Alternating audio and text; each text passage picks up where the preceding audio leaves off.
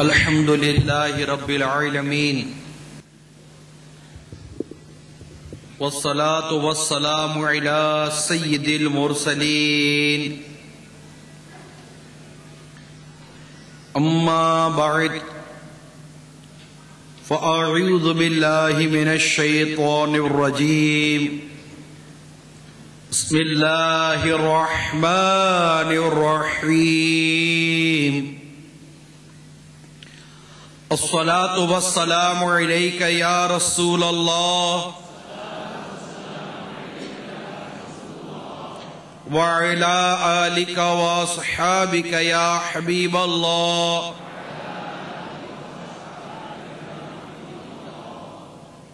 الصلاة والسلام عليك يا نبي الله وعلى آلك وصحابك يا نور الله.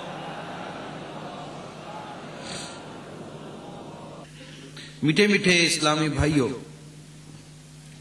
اور انٹرنیٹ کے ذریعے مدنی چینل دیکھنے والے اسلامی بھائیوں اور اسلامی بہنوں، ایک گناہگار شخص کو انتقال کے بعد ان کے پڑوسی نے جنت میں دیکھا تو پوچھا، آپ کو یہ مقام کیسے حاصل ہوا؟ اس شخص نے بتایا کہ میں ایک اجتماع میں شریک ہوا.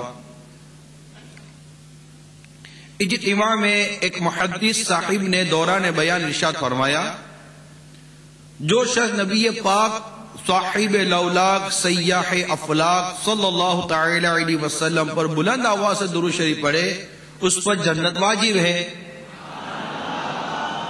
یہ سنتے ہی میں نے فوراً بلند آواز سے درود پاک پڑھا. مجھے دیکھ کر شرکائے اجتماع نے بھی زور زور سے درود و سلام پڑھنا شروع کر دیا. اس عمل یعنی بلند آواز سے درود و سلام پڑھنے کے سبب اللہ تبارک و تعالی نے میری اور سارے شرکائے اجتماع کی مغفرت فرما دی. صلو علی الحبیب صلی اللہ تعالی علی محمد وعلی آلہ وصحبہ وبارک وسلم. صلاۃ و سلام علیک یا سیدی یا سیدی یا سیدی یا مکی یا مدنی یا قرشی یا ہاشمی یا مطلبی یا رسول اللہ صلی اللہ تعالی علیہ وسلم. اعمال نہ دیکھے یہ دیکھا، محبوب کے کوچے کا ہے گدا. اعمال نہ دیکھے یہ دیکھا، محبوب کے کوچے کا ہے گدا. مولا نے مجھے یوں بخش دیا، سبحان اللہ سبحان اللہ. صلو علی الحبیب صلی اللہ تعالی علی محمد. میٹھے میٹھے اور پیارے پیارے اسلامی بھائیوں، آج دعوت اسلامی کے سنت و برے ہفتہ وار اجتماع میں ہمیں ایک بار پھر شرکت کی سعادت نصیب ہوئی ہے. اللہ تعالی ہمیں دل جمعی کے ساتھ اور درس و بیان کے آداب بجا لاتے ہوئے اول تاخیر شرکت کرنے کی توفیق عطا فرمائے.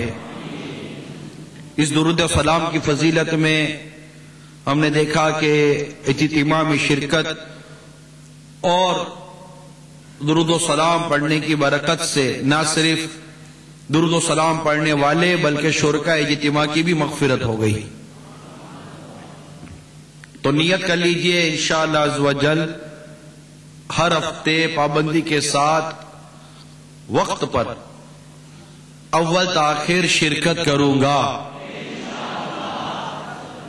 جو کچھ بیان ہوگا اسے توجہ کے ساتھ سنوں گا، عمل کی کوشش کروں گا اور دوسروں تک پہنچانے کی بھی نیت کر لیجئے کہ دوسروں تک بھی پہنچاؤں گا.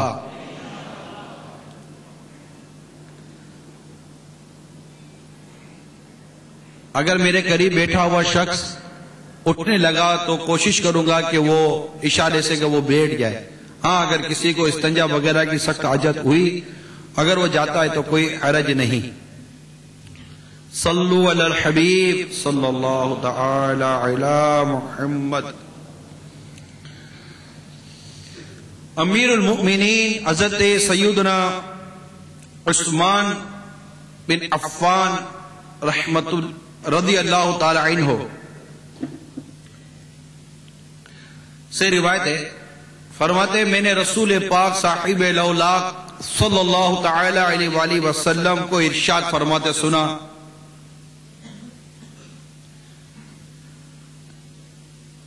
کہ شراب سے بچو کہ یہ گندگیوں کی ماں ہے. اجتنبو ام الخبائث، شراب کو ام الخبائث کہا گیا، اس سے بچو. اور ام الخبائث یعنی گندگیوں کی ماں، یعنی اس سے بچتے رہو. کہ تم سے پہلے بنی اسرائیل میں ایک آدمی تھا جو عبادت گزار تھا اور لوگوں سے الگ رہتا تھا.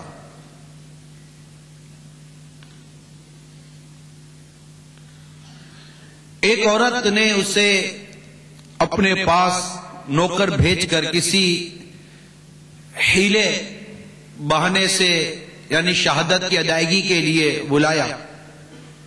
وہ آدمی جب اس کے گھر میں داخل ہوا تو جس دروازے سے گزرتا عورت اس کو تالا لگاتی جاتی، یہاں تک کہ وہ ایک حسین و جمیل عورت کے پاس پہنچ گیا.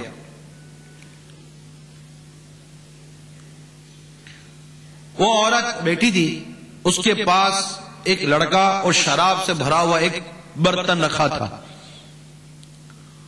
وہ حسین و جمیل عورت کہنے لگی ہم نے تجھے کسی شہادت کے لیے نہیں بلایا بلکہ میں تجھے دعوت دیتی ہوں کہ اس لڑکے کو قتل کر دے یا مجھ سے بدکاری کر، میرے ساتھ منہ کالا کر، یا شراب کا یہ پیالہ پی لے. اگر تو نے انکار کیا تو میں چیخنا چلانا شروع کر دوں گی اور تجھے ذلیل اور رسوا کر دوں گی. نبی پاک صلی اللہ تعالی علیہ وآلہ وسلم نے ارشاد فرمایا کہ جب اس آدمی نے دیکھا کہ اب اس سے چھٹکارا ممکن نہیں تو کہنے لگا کہ شراب کا پیالہ پلا دے. اسے شراب کا پیالہ پلا دیا، پھر بولا اور پلا. یہ اور مانگتا رہا، وہ دیتی رہی، حتیٰ کہ شراب پی کر اس نے اس عورت کے ساتھ بدکاری بھی کی اور اس لڑکے کو قتل بھی کر دیا. یعنی شراب نوشی زنا اور قتل جیسے گھناؤں جرائم کا باعث بن گئی.